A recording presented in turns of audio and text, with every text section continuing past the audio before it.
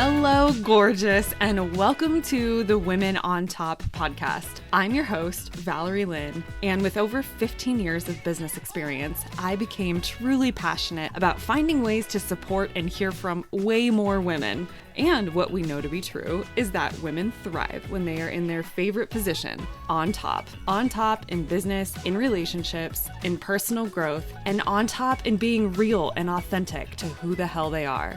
So I invite you to sit back and enjoy the Women on Top podcast.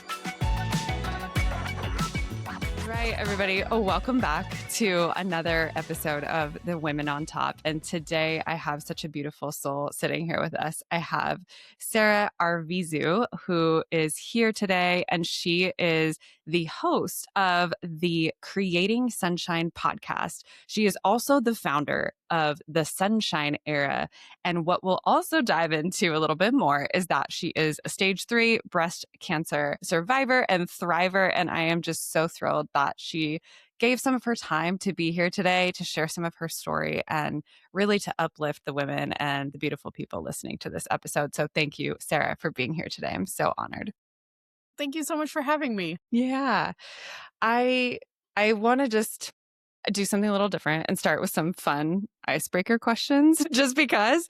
And I just was thinking about, I don't know, the questions that I would like to know answers to from my friends. And so I would love to know, like, what is your secret or maybe not so secret food or drink addiction?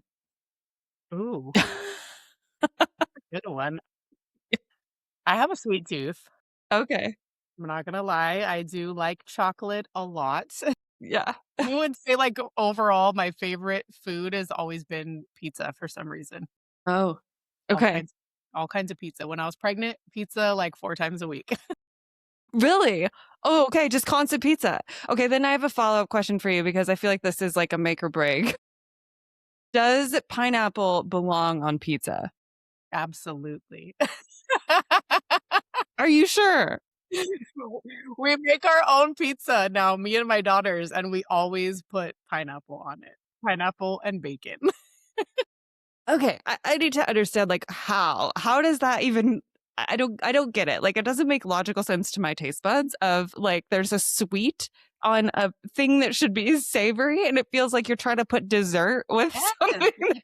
Sweet and salty. It's so good. It's like the best of both worlds. I think too, because when you have kids, like, it's kind of a go-to to get kids to, like, eat and like it. So I feel like the whole Hawaiian thing, and then we just, like, kept it going. Gosh, I don't know. I feel like I've never understood it. It's like olives for me. Like I don't like olives. And everyone keeps telling me that if I keep trying them, that I will eventually like them. And I feel like that is a crock because I am almost 40 and I still don't like them. So I don't. I would give up the olive thing. I feel like, yeah, people are like, just keep trying. Like, how many times do you want me to try it? I've tried it like 75 times. I don't like it. Yeah. So I don't believe in pineapple or olives on pizza. But anyways, Your own. I know it's usually like it's one of those things that like divides people. So, Right? we're not going to be divided. Yeah. We're not going to be divided. It's also like that question of like, is Die Hard a Christmas movie? Right. And so there's a very like, people are either very much one way or the other. So I guess what's your answer to that one? I don't know that I have a good I answer. mean, I don't know. I don't know that I would consider it a Christmas movie. It's a great movie, but I don't know that it's it's not something that comes to my mind when I'm like, I want to watch a I'm with Christmas you. movie. Yeah, I'm with you. It's like if I want to settle in next to the fire with my hot cocoa, I am not going to pick that. Like that is just Right? I'm not going to feel like merry and jolly and like so warm and fuzzy after that. I don't know. That's just not. Right? I know. All the violins and everything. You're like, yay, Merry Christmas. Okay, good. You can stay on the podcast because we agree with that. No, I'm kidding. Okay, and then my other question for you, which I feel like kind of leads and like segues into the other questions I want to dive into, but what was a moment that made you believe in something bigger than yourself? Oh, crazy enough, because obviously we're going to get into it of what this whole last year and everything that's happened. But when, so I spoke in October on stage for the first time at Yeah. She's Made for More. And I knew that it was gonna be a big deal for me, like, to get up there and to share my story, and my daughters were watching in the audience and all of that. But the like the aftermath, I guess you could say, and how everyone reacted and the messages that I got and the things that people were saying is when I was like, that was my like, I didn't ask you if I can cuss on here. Can I cuss on here? Oh, yes. When I was like, "Oh shit, like this is bigger than me," because the way that my story touched people in such different ways and the way that I was able to relate to the audience and really make an impact was part of like why I've made the decisions that I've made already this year because I was like, I have to listen to this. Like this is crazy. Wow. Okay, so, what are some of those things that you were hearing then that made you just, like, I don't know, kind of, like, pause and really reflect in that? I mean, I think it was just so interesting what everyone took from my talk. Like some people were so like, "Oh my gosh, this is so inspirational." I mean, people were messaging me like, "You were the best speaker of the whole day." And I'm like, "You mean like out of the people that won the speaking contest, right?" And they're like, "No, I'm talking out of the whole day." And I was just like, "Okay, let me sit with that. Let me receive that," because I was like, "That's crazy."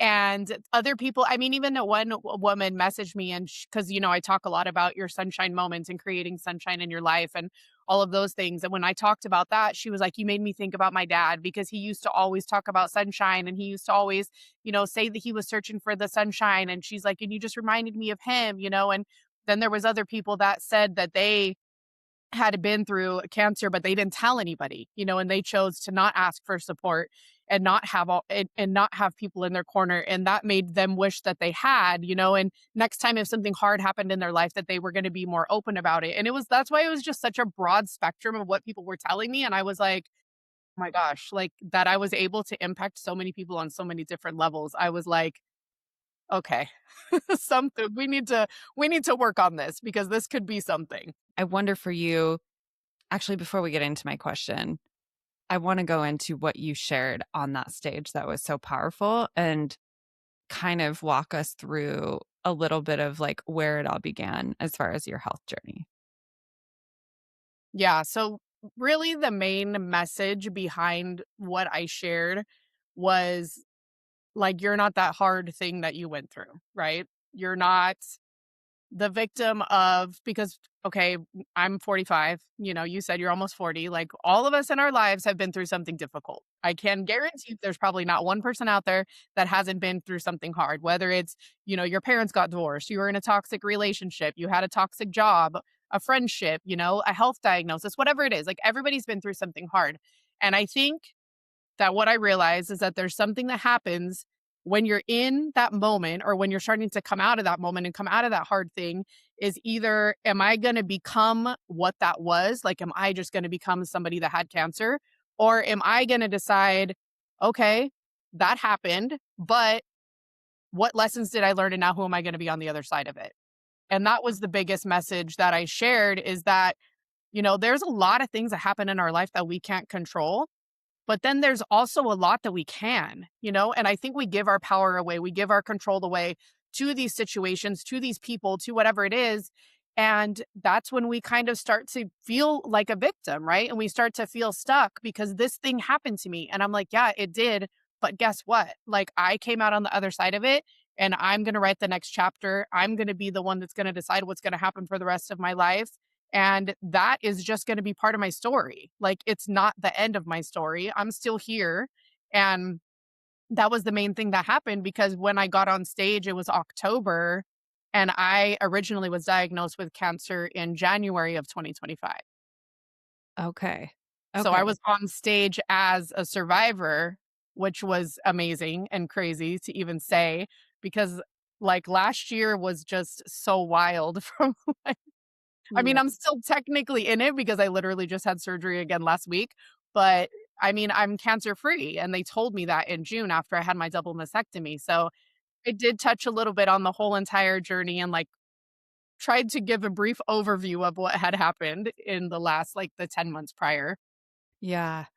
I love some of the messages of, like, where you are now, but I kind of wanna go back to leading up to that diagnosis, did you kind of know something was going on? Did you have like inklings like, "Oh gosh, maybe this is the journey that I'm about to go on?" What was that you were experiencing? Well, I found the lump. I found it myself, and it was probably, I want to say it was like July or August of 2024 that I found the lump. And it was probably like the size of a grape. And I was in the shower and I'm like, that's weird. Like I don't never felt that before. So I was like, I should probably get this checked. But at the time, like no one in my family ever had breast cancer. I felt great. I felt healthier than I'd ever felt. I was like, I'm eating right. I'm working out. I'm doing all the things I'm supposed to be doing. And so I didn't think it was cancer, like not even 1% of me, like no way. And so it took a while because I didn't have a primary. My OB had retired and they wouldn't do a mammogram unless I had a referral. So, then, and we're in California and there's like a gazillion people here. So it took me like over 2 months just to get an appointment to get a referral to get to see a primary, which then gave me a referral for a mammogram. So I didn't even end up getting my mammogram until November. Wow. Now it's like the size of a golf ball, like, it's growing, and it's Oh to the my point that gosh. it's, like, uncomfortable, but I'm still thinking, "It's probably just a cyst," like, I don't think it's anything.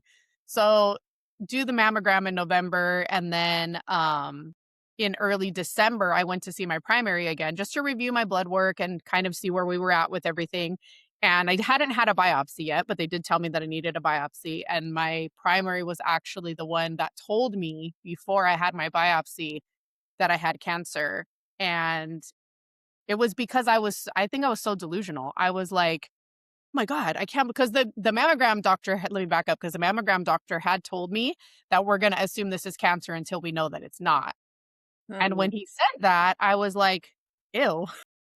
That is not my vibe. Like, Yeah. we're gonna assume it's not until we know that it is.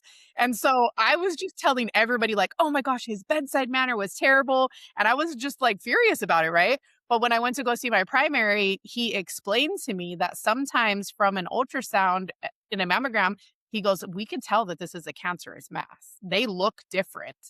And he goes, and I'm telling you right now, without a positive biopsy, you have cancer. And I was like, whoa, hold on. And that was in the beginning of December, and then I didn't even get the actual diagnosis and stage and treatment and everything then until January 3rd of 2025. So I spent almost a whole month knowing I had it, but not knowing anything about it. What was going through your mind at that point? Like, how were you processing that information? That's so much to think about. It was, and I like my daughters are 12 and 8, so I didn't tell them because it was right before Christmas. I had told my parents, my sister, my ex-husband knew obviously, but it was really without knowing, like, the treatment plan, I was still in my delulu, like, "Probably I'll just need to have surgery and then it'll be fine," and now it's probably the size of, like, an orange, you know?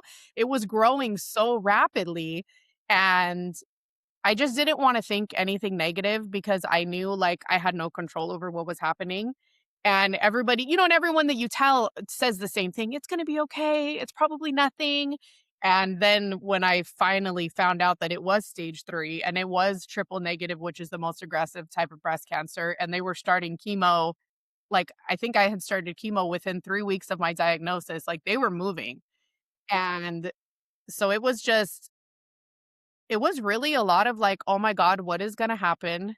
And my 2 biggest things were like, what is gonna happen with my daughters, and how am I gonna be able to take care of them being that I am a single mom? And what is gonna happen to me financially because, yes, I have insurance, but it doesn't cover everything. Like, how expensive is this gonna be? How much is this gonna cost me? I don't know Yeah. about you guys, but I don't have a savings account for cancer. Like, Yeah. Right. That's yeah, that's a lot to go through in a kind of a short period of time too, especially going from like, oh, it's probably nothing to, hey, it's stage 3 and it's pretty aggressive. So, through this journey, then you get diagnosed and it's like, okay, this is what's happening. And then you choose a course of action of like, this is how we're going to treat it. Did you I'm just thinking about myself, that might be very selfish, but I'm just, you hear stories and you're like, gosh, I don't know how personally I would do with that. I think I would go pretty dark. Were there moments when you were questioning everything? Like you seem really positive to me, like you're your message, your voice, like everything, even just like the fact that you were like, I don't want to believe in this negativity tells me that you're naturally like wired for optimism. But did you have periods where you were in a dark place with all of this?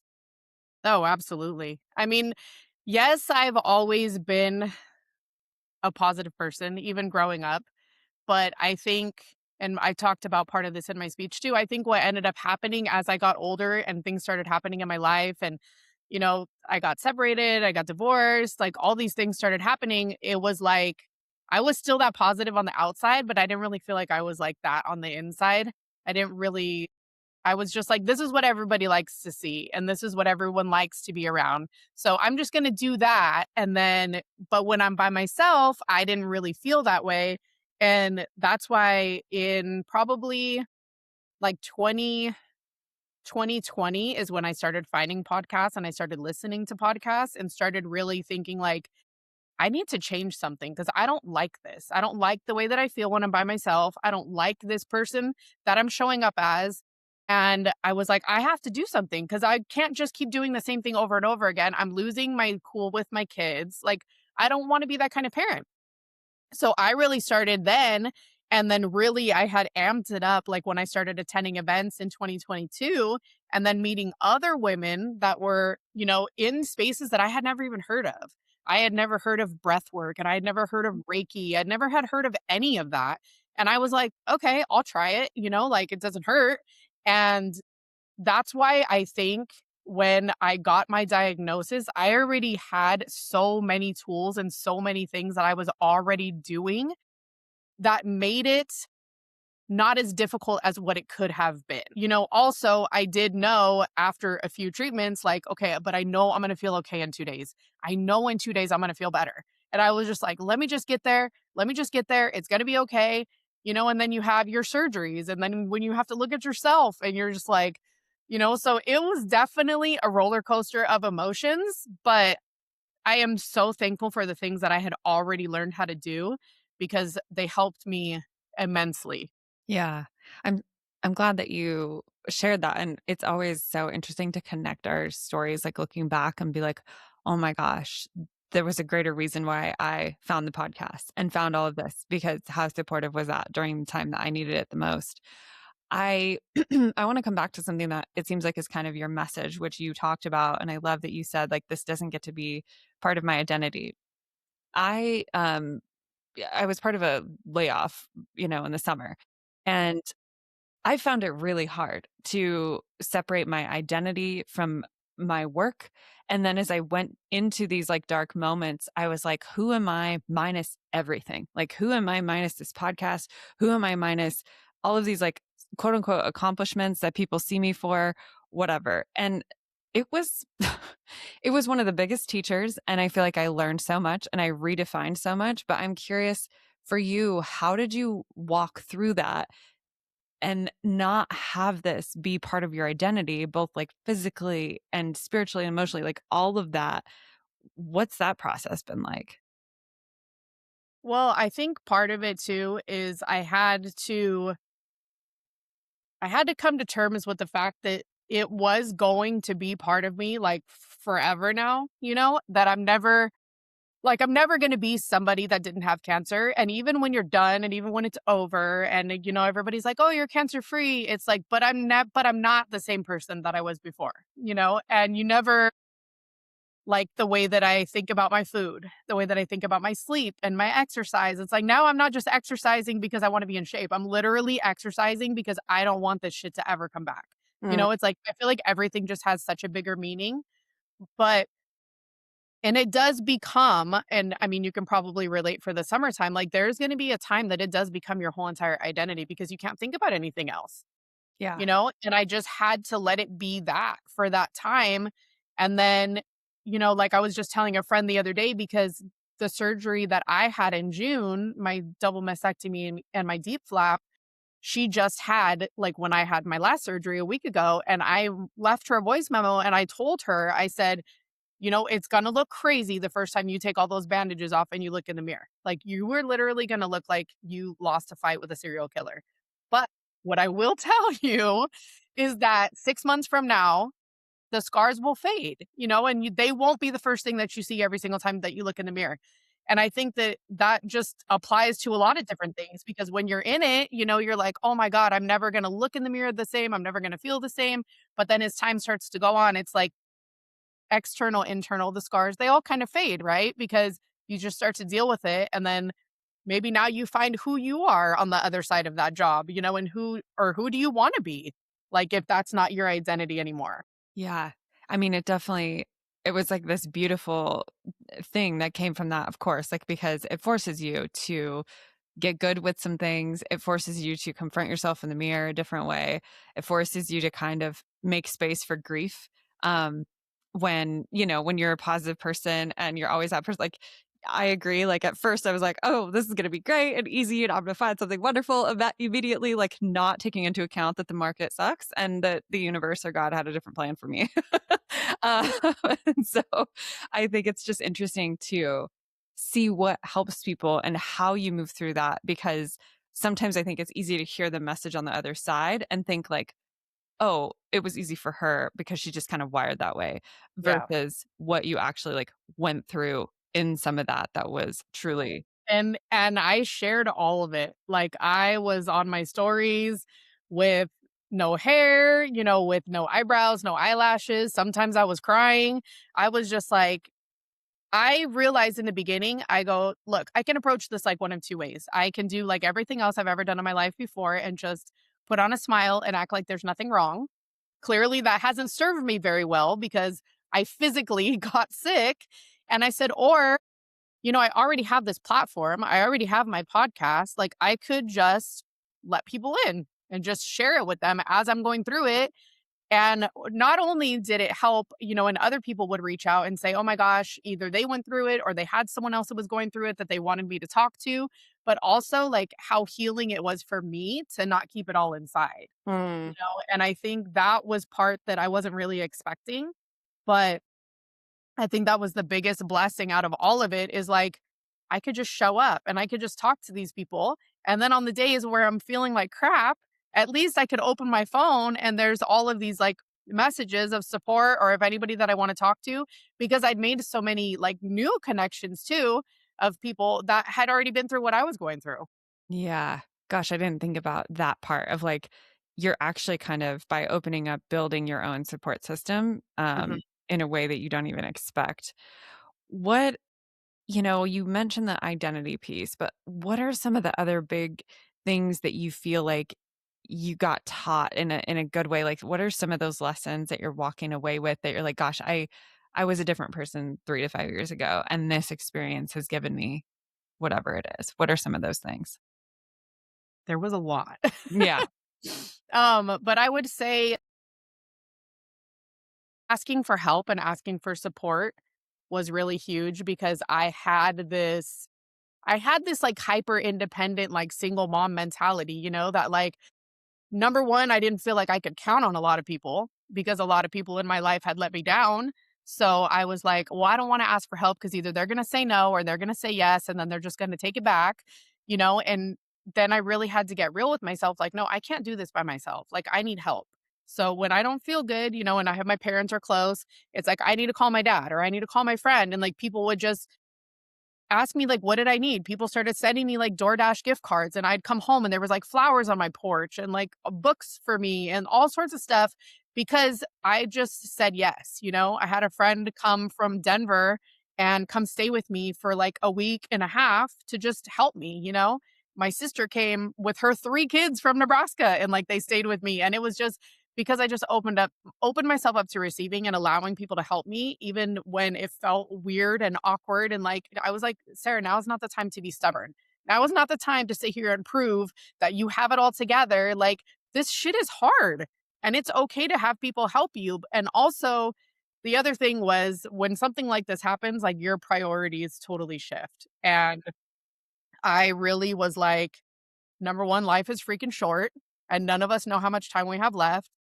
And the time I stepped away from work as soon as I was diagnosed because I knew I was like, "Okay, look, treatment is gonna be crazy, and then I'm leading straight from treatment into multiple surgeries, and at work, I was a senior manager, and I'm like, "I can't go there and, like, show up and be everything for everybody else when I'm going through this myself, like, I'm gonna burn myself out."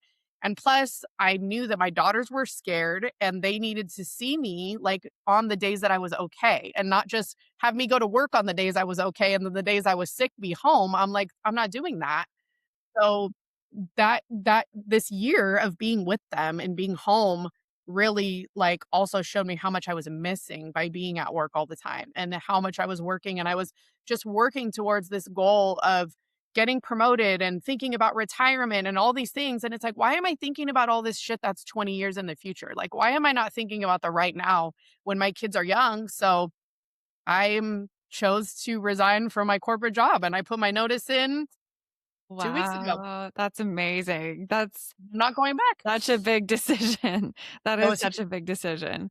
Was that part of your recalibration of your priorities and your values with life?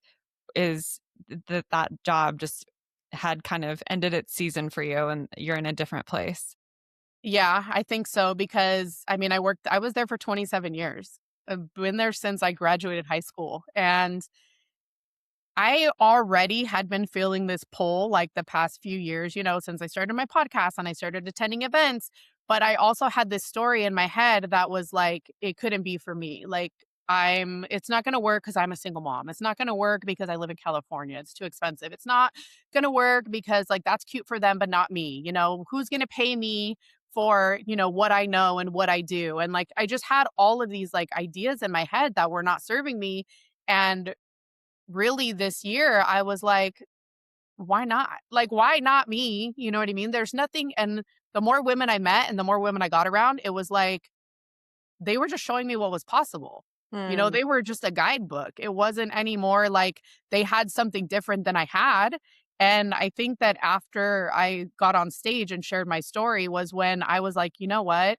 I think I really need to go all in and really try to make this happen because I know if I go back, I'm just gonna be wondering what if. What if I would have tried? What if I would have went for it? And I was like, I don't want the what if feeling anymore. Like, I am not gonna get to the end of my days and be wondering what if about anything.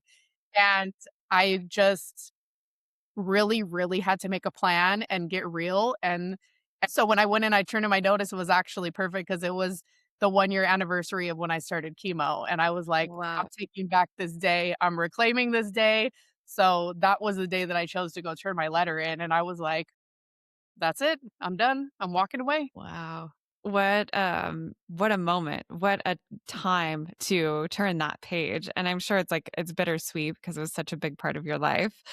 Um, what are some of the other things that you found that you're like, gosh, this is kind of how I'm defining the meaning of life now versus maybe how you were, responding to life before? I feel like at least for me, I've had to walk through those things of like, what do I think like what is a good for lack of a better word, like what is a good life, but what is a good death? Like what does that look like? Like looking back, what am I going to be so grateful that I did and how can I live in accordance to that? So I'm wondering how you've kind of calibrated to that differently.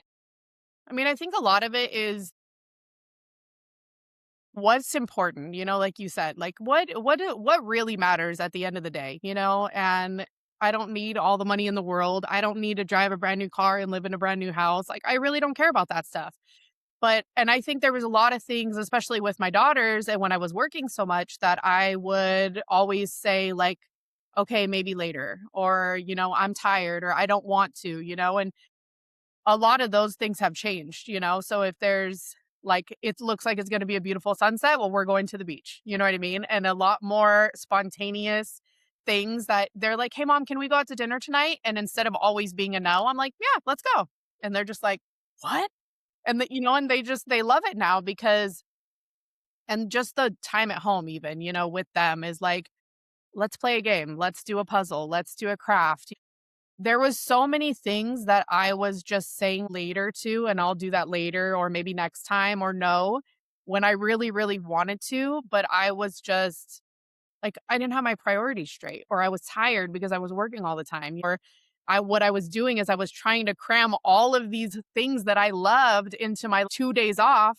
So I would like work, and then on those days off I'd be doing that, and here's my daughters, and I'm just pushing them away and pushing them away because I'm like, I need to get my stuff done because I'm trying to build something. And it was just, I really had to sit back and say, like, what is important to me? And what's important to me is time. Mm. I wonder if this experience like really helps kind of, I just feel like everything kind of happens in that way where it's like, oh, I needed to go through this so that I could realize that time is the thing that I wasn't making a priority and I need to make it a priority. Like, does that kind of feel like it resonates with you? And do you think that there's certain things that you're like, oh, I had to actually go through this in order to have this new perspective I on this? do. I do, because I think it wasn't sustainable the way that I was living and what I was doing. And while little moves would happen, and little things would happen, I don't think I ever would have been able to get to where I truly, truly wanted to go and where I meant to go if I was just recording podcast episodes on my lunch break. You know what I mean? Like, I just, I really feel like things happen and the universe starts to kind of give you these nudges of what you should be doing. And I always tell people, like, I don't think I was listening. And I think the universe, God, whoever you believe in, was like, all right, I'm going to slap you in the freaking face with Yeah. something big time. So you're going to listen. And it's like, and then you get stage 3 cancer and you're like, okay, I'm listening. I'm Yeah. paying attention. I do think I believe in that too. That sometimes we just put it off for so long. You put it off, and eventually it's like you're gonna get a slap in the face. That's this rude awakening. But I also sometimes think, gosh, that's the only way. I would not have learned otherwise because Exactly.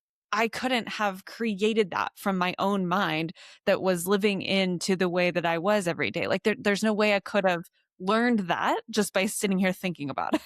Right. And I think stepping away from work like gave me the time and the space to really get real and say, what do I want? What do I want my life to look like? What do I want my kids' life to look like? What do I want my future to look like? And it wasn't working 45, 50 hours a week. Yeah. I mean, it wasn't being away from my kids for 11 hours every single day. Like, I just saw my daughter's former kindergarten teacher this morning when I was dropping her off, actually. And she was like, how are you doing? Because they all knew, and she's like, "Is everything gone? Are you good?" And I was like, "The cancer's gone." And I told her, I said, "I actually quit my job." And she's like, "Oh my god, that's amazing." Because I used to volunteer with her and I was just trying to fit in any pocket that I could. And I told her, I said, "I didn't have kids not to see them." And that's what I felt like. Yeah.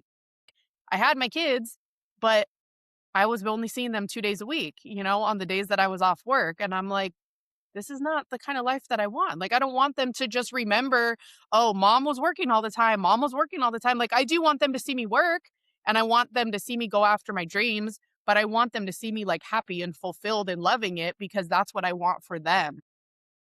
What else do you want for them from this experience? And what do you hope that you just are planting in their hearts right now?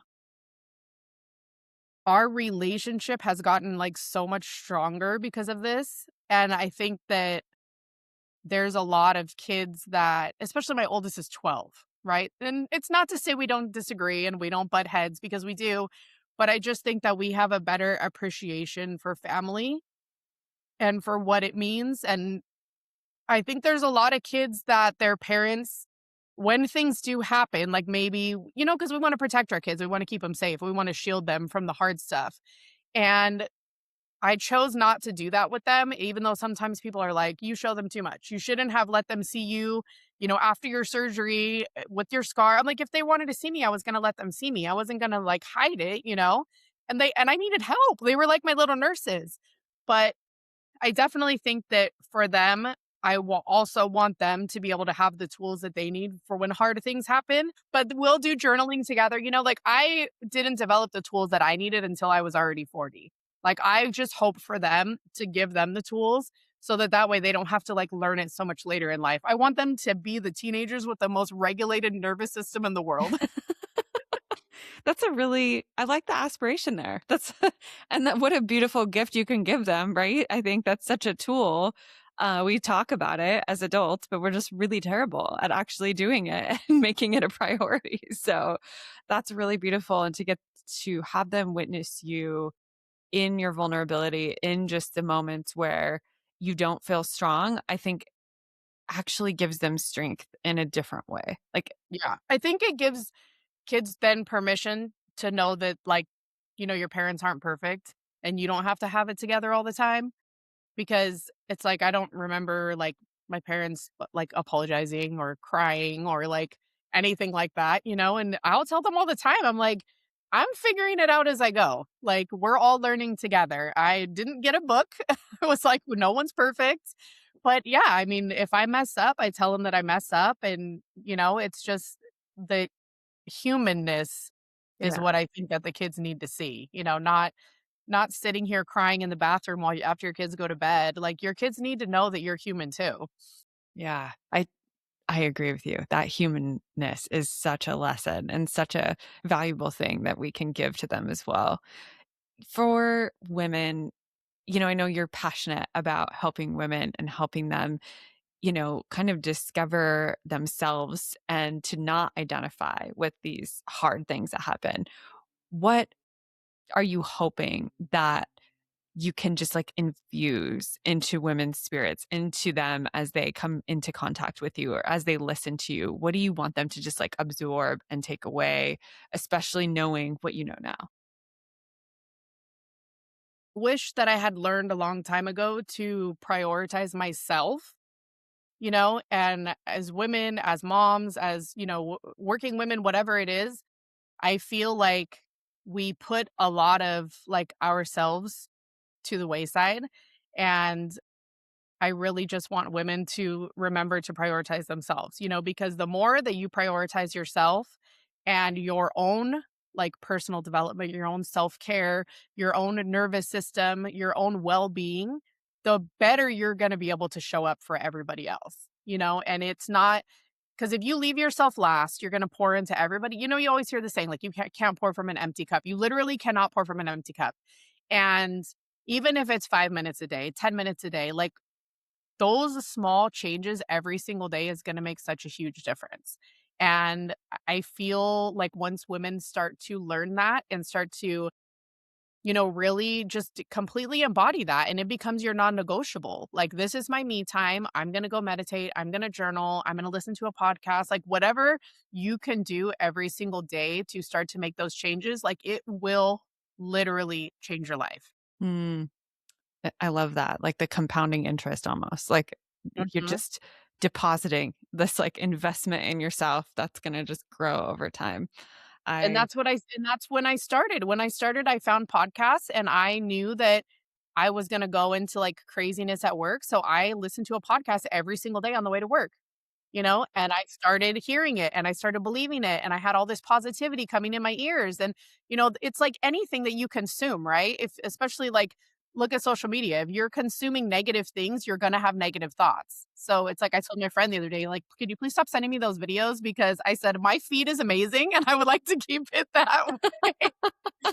yeah. And that's what it takes, is just what do you want to embody and who do you wanna be, and how can you get yourself around more of that? Yeah.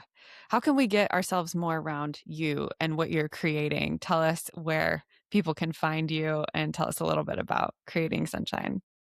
Course. Well, I have my podcast, obviously, it's called Creating Sunshine. I drop new episodes every single Wednesday. I do solos, I do guest episodes, and I really try to bring people in and teach the audience, and give you, like, tactical tools and strategies and things that you can do to really start to make that shift in your life. I love a good transformation story, obviously. I also have a membership. It's called the Sunshine Era, and we meet twice a month. Same thing. I have calls from with myself, coaching calls, and then I also bring in guest experts. And then I am also going to be speaking in Nebraska in March at an event called Women Who Rise. And I have a couple more that I have applied for, so I'm just waiting to hear back. Oh my And gosh. obviously, you guys can find me on Instagram at Sarah underscore Arvizu.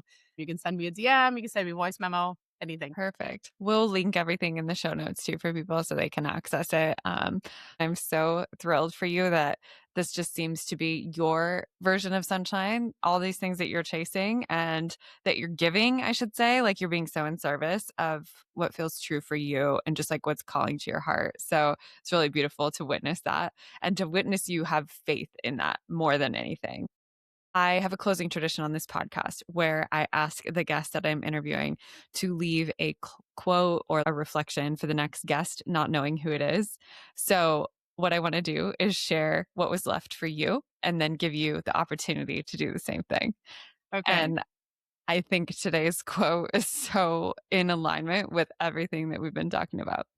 So, my last guest shared for you, we don't remember days, we remember moments. Life can be hectic and busy, and there's lots going on, but slow down and really think about those moments that you're making that are going to stick with you. And that's so perfect for everything It that is you so talked perfect. about. Yes, it is. That is very in alignment.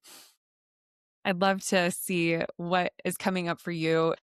You know, it can be messy, it can be long, it can be short, it can be whatever you want it to be, but what's kind of on your heart that you would like to leave for the next guest? Mm, wow. Well, I think it goes along with the same message that, you're not that hard thing that happened to you. And while there's a lot of things in your life that have happened that you can't control, we need to focus on the things that we can and remember that we're the authors of our own story. So you might not be able to control that chapter, but you can control all the ones that come next. I love that. I love that. I think that's such a good note to kind of wrap this up with too, of just like you get to be the author of your own story. And even if there's going to be those chapters, like you said, you can't control, but you still get to write whatever's next. You still get to paint whatever is next on that canvas for yourself. And sometimes I think we forget that we have the pen in our hand, that we have the paintbrush in our hand, and we think it's somewhere else. So I really appreciate you. Thank you so much for the messages that you are sharing, for being so vulnerable and just I think such a light for others and for people to really have hope and to realize that they get to see themselves in you in so many different ways.